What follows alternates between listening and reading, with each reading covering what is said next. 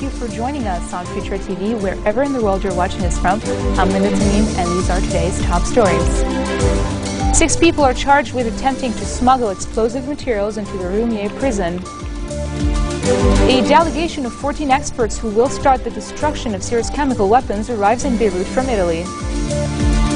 And the trial of Egypt's deposed Islamist President Mohamed Morsi on charges of inciting the murder of protesters will start on November 4th. 6 people have been charged with attempting to smuggle explosive materials into the Roumieh prison. State Commissioner to the Military Court, Judge Saad, has charged 6 inmates and a security guard in the case of smuggling carbide hidden in a sandwich into the jail. The suspects were charged with forming an organization aiming at carrying out terrorist activity and bombing the prison in order to escape. Voice of Lebanon Radio identified the inmates as Shad Bel-Shatila, Khalid Youssef, Mohammed Mirey, Bilal Brahim, Salim Saleh, and Nouri Al-Hajji. On another note, Saad has charged 12 people, including a Lebanese and 2 Syrians, who are in custody with plotting terrorist activities throughout the country. Prime Minister Najib Mikati has chaired a meeting at the Grand Serai to follow up on the situation in the Roumieh prison. The meeting was held in presence of Justice Minister Shakib Kotbawi and other judicial figures. Mikati called on the General Prosecution of Appeal and Finance to pursue investigations into corruption and renovation work at the prison. Kotbawi says the result of such an investigation will be made public and assured the judiciary will be fulfilling its role without outside interference. March 14 forces say the formation of a new government is not the responsibility of the political factions, stressing that the decision should be up to the President of the Republic and the Prime Minister designate.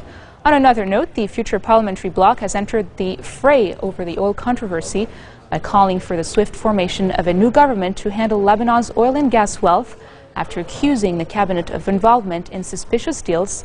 In a strongly worded statement rejecting demands by Energy and Water Minister Gibran Bassil to hold a special cabinet session to approve 2 decrees needed to kick off oil exploration, the bloc stressed that a strategic and important issue such as the country's oil wealth should be left to the government.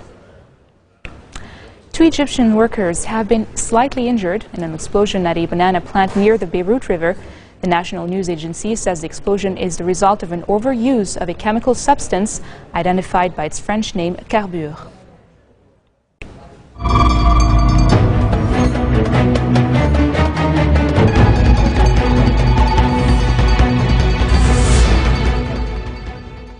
A delegation of 14 experts who will start the destruction of Syria's chemical weapons have arrived in Beirut from Italy. They are due to join international disarmament inspectors already in Syria, who began work on Sunday to destroy the country's estimated 1,000-ton stockpile of chemical weapons. The head of the world's chemical weapons watchdog has called for temporary ceasefires in Syria's raging civil war in order to meet tight disarmament deadlines. He says Syrian officials have been quite cooperative so far, and adds his team will visit 20 sites in the coming days and weeks. The European Union says it needs to brace for a possible massive influx of Syrian refugees. Several EU nations, including Bulgaria and Greece, have reported a strong increase in refugees from the 30-month Syrian conflict. More than 2 million Syrians have fled their country to seek refuge, mainly in Lebanon, Jordan and Turkey, and the number could swell to 3.5 million by this year. 2 mortar rounds hit Syria's central bank in the capital of Damascus, causing damage, but there are no reports of injuries. The extent of the damage to the bank is still unclear, and traffic was moving normally in the area after the attack early this morning. Elsewhere in the country, Syrian rebels have seized a guard post on the border with Jordan after a month of fierce fighting. The Syrian Observatory for Human Rights also reported fighting between rebels and regime troops in the Salah ad-Din neighborhood of Aleppo, where opposition fighters are advancing.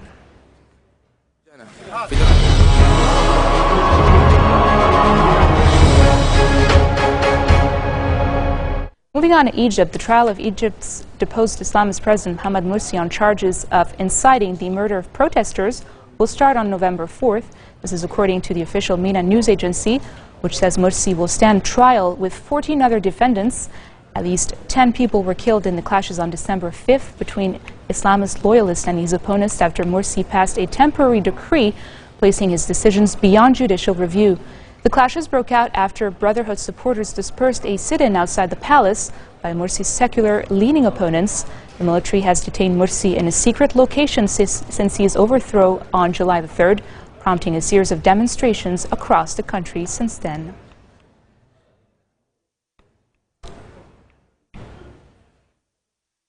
Suspected militants blew up an empty military office in Sinai as an al-Qaeda-inspired group says it was behind a deadly police headquarters suicide bombing 2 days earlier.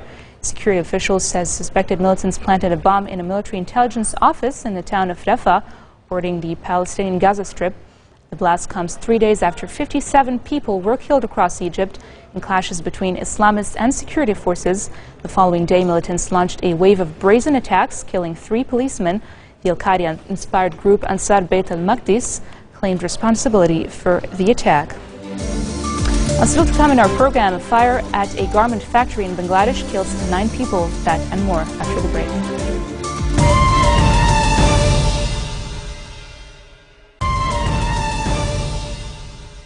Welcome back. Christian leaders in Israel are up in arms over what they say is a string of relentless attacks on church properties and religious sites. Most recently, the desecration of a historic Protestant cemetery, where vandals toppled stone crosses from graves and bludgeoned them into pieces. The attack in the Protestant cemetery of Mount Zion, one of Jerusalem's most important historic graveyards, has struck a particularly sensitive nerve because some of the damaged graves belong to important figures from the 19th and 20th centuries, a key period in Jerusalem's history. Among them were a German diplomat, the founder of a local orphanage, who was a key contributor to modernizing the city, and a relative of the owners of a prominent Jerusalem hotel. These can be fixed. It's fine, and I said in the money issue, 10,000, 20,000, even 100,000, it's fine. It can be repaired. But the emotional, the spiritual, and the religious aspect of that incident made me, I didn't cry, but it made me really kind of saddened that this thing would happen. And the more, we believe deeply in reconciliation and interfaith dialogue and respect of every human dignity. And to see this kind of action, this dampens your spirit. I don't think they are doing enough. I'm not satisfied, really. Even when they say, sometimes they meet a very young man, 13, 14 years, to say we cannot condemn him. But go to the roots. Go to the roots, to the cause, to the school, to the education, for the well-being of all our society in Jerusalem and in Israel. Turkey's appeal court upholds the convictions of scores of top retired military officers over a 2003 coup plot, but overturns jail sentences handed to dozens of lower-ranking defendants.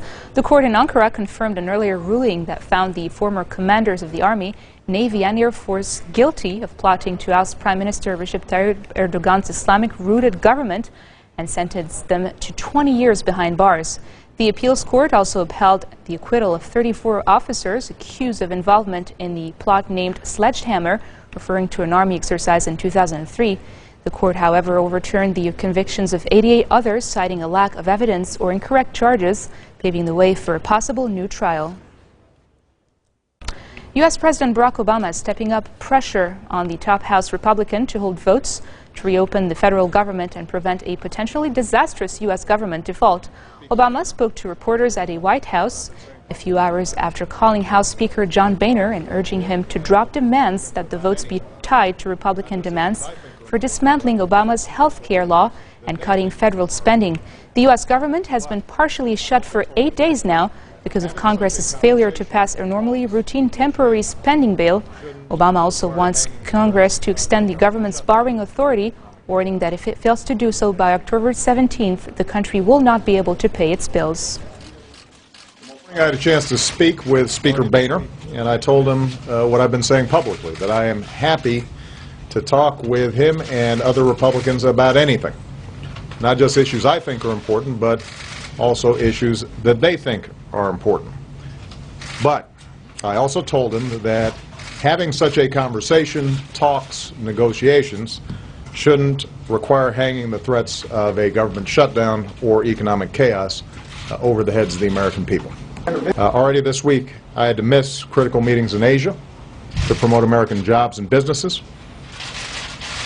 And although, as long as we get this fixed, that's not long-term damage, whenever we do these things, it hurts our credibility around the world. It makes it look like we don't have our act together. It didn't help that I wasn't there to make sure that we went ahead and closed a trade deal that would open up markets and create jobs for the United States and make sure that countries were trading fairly with us in the most dynamic, fastest growing market in the world. I should have been there.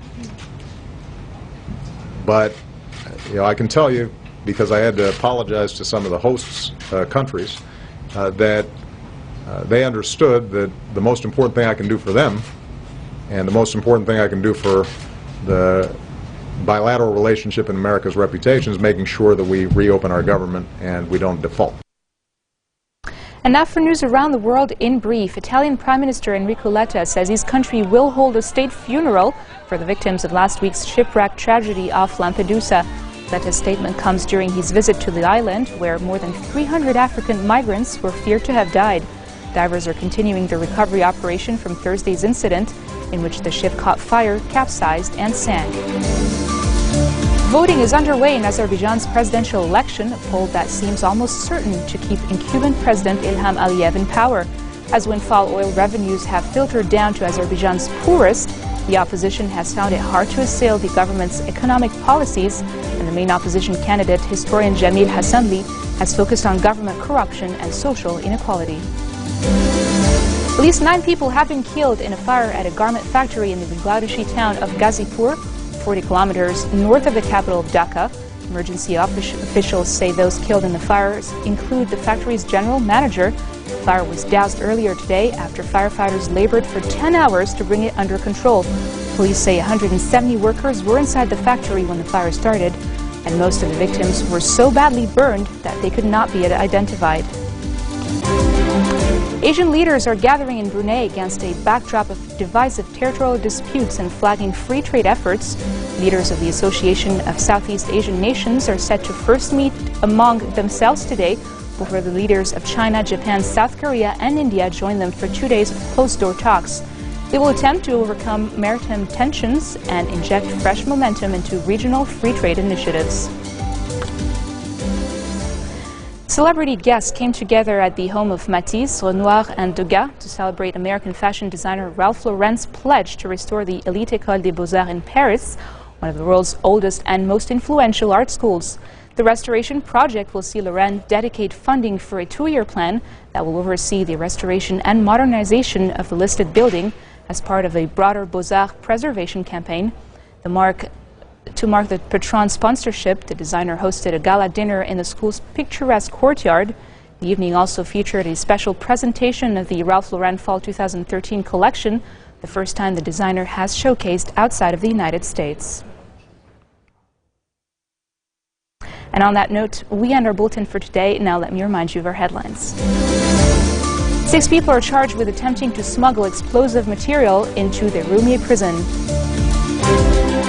A delegation of 14 experts who will start the destruction of Syria's chemical weapons arrive in Beirut from Italy. Finally, the trial of Egypt's deposed Islamist president Mohamed Morsi on charges of inciting the murder of protesters will start on November 4th. Those were today's headlines from us here at Future Television. I'm Linda Tamim, wishing you all a very nice evening.